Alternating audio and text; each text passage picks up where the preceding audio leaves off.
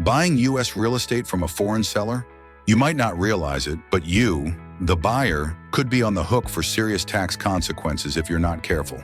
Thanks to FIRPTA, Foreign Investment in Real Property Tax Act, the IRS holds buyers responsible if the required withholding isn't done correctly, even years later. Here's the catch. If FIRPTA applies and the tax isn't withheld, the buyer, not the seller, faces IRS penalties and interest. It doesn't matter if no one told you. The IRS still expects you to pay. Rule of thumb: withhold first, ask questions later. There's a limited exemption for purchases under $300,000 if you plan to live in the home. You'll need to sign an affidavit at closing confirming your intent to use the property as a residence at least half the time for the next 2 years. Miss that requirement, and the full 15% withholding applies.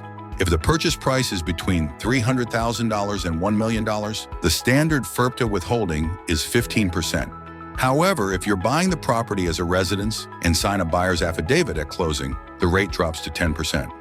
No affidavit? The full 15% must be withheld. If the property is owned by an LLC, partnership, or multiple foreign sellers, things can get complicated fast. Expect to deal with multiple ITINs, varied ownership percentages, and possibly more complex withholding requirements. Once the buyer withholds and sends the funds to the IRS, their responsibility is complete. Whether the foreign seller files a tax return to recover any overpaid withholding is not the buyer's problem. To get a refund, the seller must file a U.S. return and have an ITIN. But if they don't, that's on them, not you. Buying from a foreign seller, you need to protect yourself. FIRPTA is complex, and the IRS puts the burden on buyers to get it right.